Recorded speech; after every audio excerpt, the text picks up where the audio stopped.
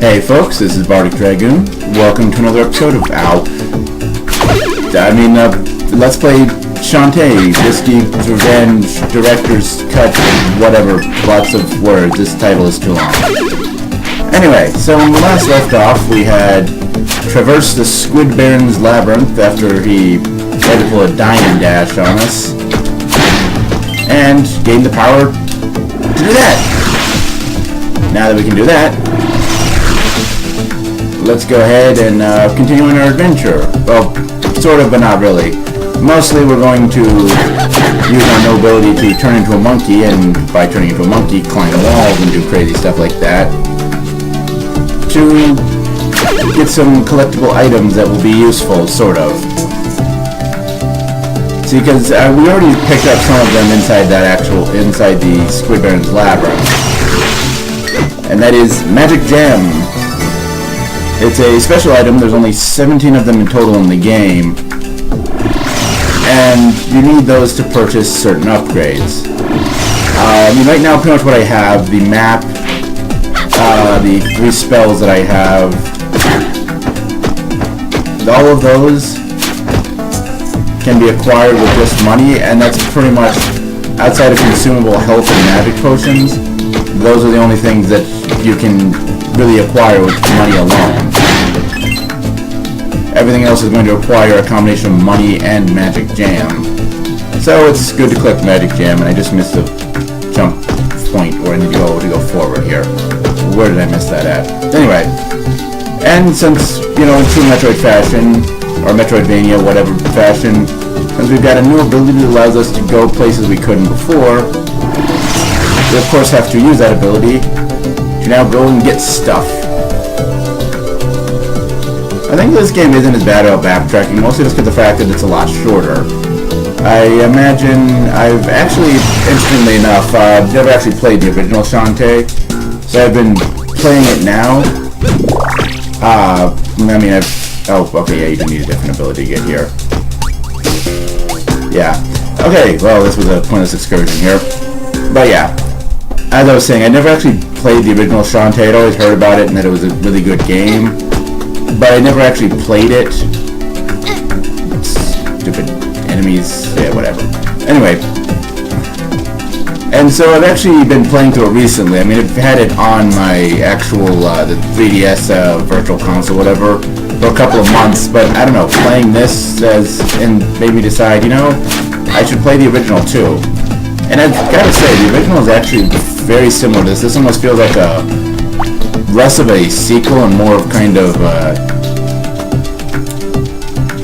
graphically updated but shortened version of the first game. The plot follows pretty much the same storyline. Risky Boots attacks Scuttletown, takes a thing, you have to stop her from getting things that would make it more powerful, and you do that by traveling through different dungeon-y kind of things. There are, of course, some differences, largely mechanical. On this game, you have a magic meter, and the original spells were like limited use items. You had the spell, you had like 10 uses. You bought the spell, and it gave you like 10 uses of the spell or whatever. Plus, the dancing works completely different. And I'm not entirely sure. It makes slightly more sense for being dancing, as it has a slight rhythm and timing element to it. But it's also harder to do, especially because it actually pulls off some stuff that arguably requires a bit more needing to use well-timed transformations. At least with a lot of play. So I'm only maybe an hour or two into that game. But yeah, there is some obvious mechanical differences, but as far as the premise and basic outline, it's largely, being that I played this first, I kind of think of the first one as being a rehash of this, but it's really, obviously the first one being the first one, it's actually the opposite, but whatever. Okay, and so we've picked up some collectibles here. Let's return back to town. We do actually have a reason to return here, as we need to go to somewhere, but since we're in town, I'll show what I mean. So I already picked up the basic version of the Fireball, Pike Ball, and Thunder Cloud, whatever. But now I can buy upgraded versions by spending a little bit of money and a jar of magic jam.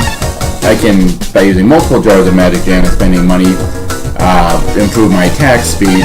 Of course, I can just drop money on buying, basic consumable items, which is the reason to do that, but I'm going to wait till we have a lot more money just burning a hole in our pocket before I do that. You know what? I'm going to leave the store. Okay, let's try that again. There we go, okay. What I meant to do was buy this, which causes our magic meter to automatically be filled. Very useful. And also, this, which basically makes items come to us automatically.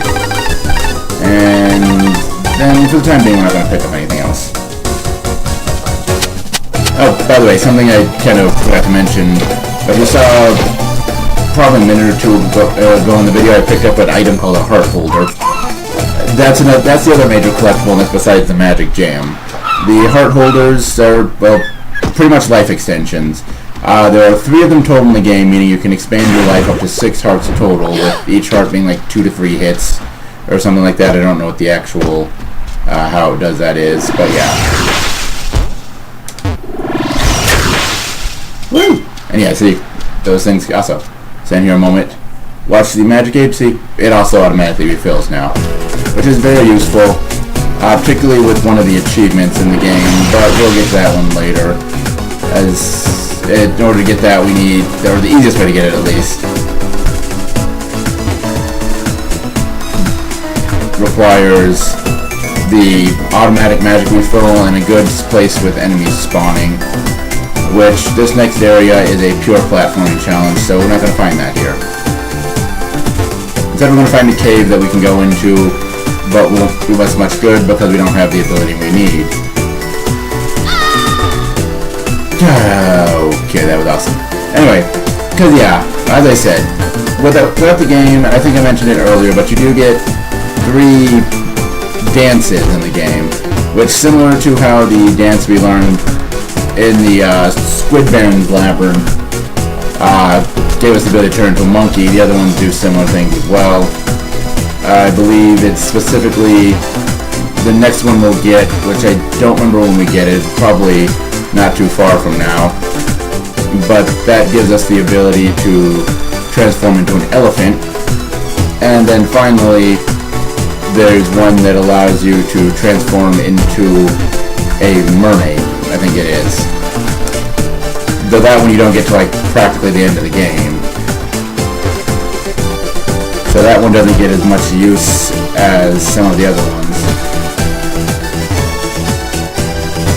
Now like the monkey. The monkey, this one here, the first one you get, and it arguably gets the most usage.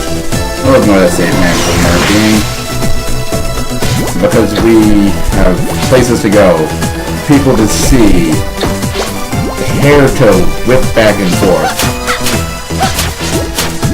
I don't know. Anyway, we've got a warp point to wake up, but we're not going to do that yet either. Instead, we're going to come all the way out here and briefly ponder, how the heck did he get over here? So yeah, if you don't recognize him from the first video, that's the mayor of the town, and we need to talk to him to continue the story. Considering you threw us out of our house and fired us, well, you know, a little upset maybe.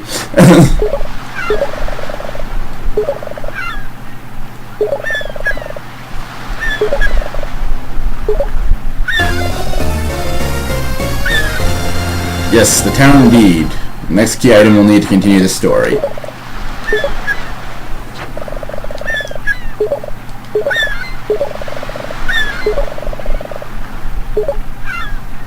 Yep, he's selling the town to somebody, and we need to act as a delivery boy, girl, whatever, to go deliver that.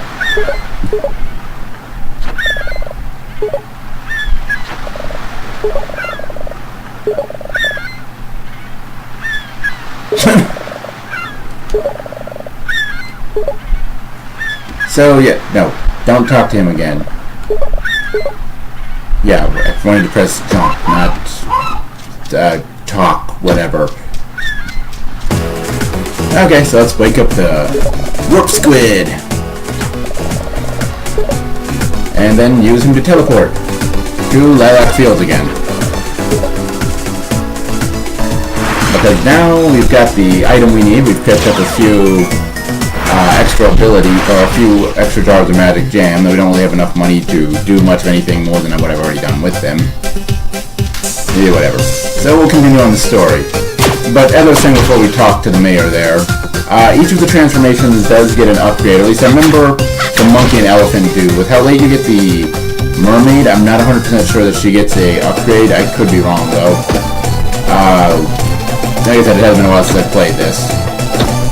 But yeah, we will now go the opposite direction of Lilac Fields, completely ignoring Skeleton, because we don't have any money to buy stuff. To Pumpkin Fields, which eventually will give way to the desert, wherein we will find the Ammo Baron.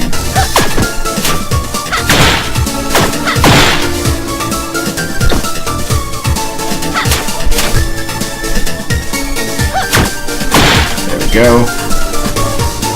But before we find the Ammo Baron, well, first of all, there's a warp squid to wake up. Not that we're going to be warping anywhere, but it will make life a little bit easier later on.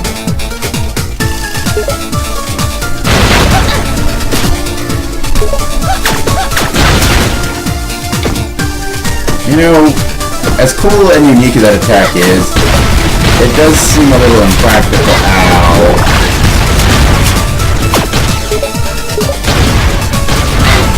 Yeah, I jumped too soon for that.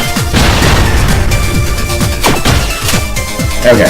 But yeah, because, I mean, that's gotta hurt your neck doing something like that. Or maybe just my imagination. And another magic jam. We're getting all kinds of magic jam. I mean, including the three? Yeah, I think we spent 2 already. Yeah, we're already up to 6. As I said, there's a total of 17 of these things, so we've still got a bit of a ways to go. But then again, we've got a bit of a ways left to go in the game overall, so that's not surprising.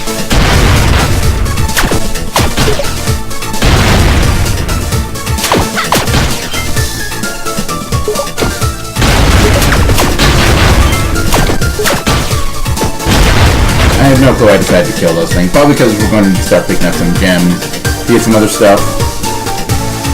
Oh, hey, whoa. I never noticed that was her animation. She just kind of stops and flails her arm. That's cool. Anyway, so this is a good save spot. We've pretty much done a little bit of a collection video, picked up some stuff, and made our way to the next stage of the game. I say we save our game. Tune in next time when we go drop off the deed to Skittletown with the Ammo Baron. Until then, as always, later, folks.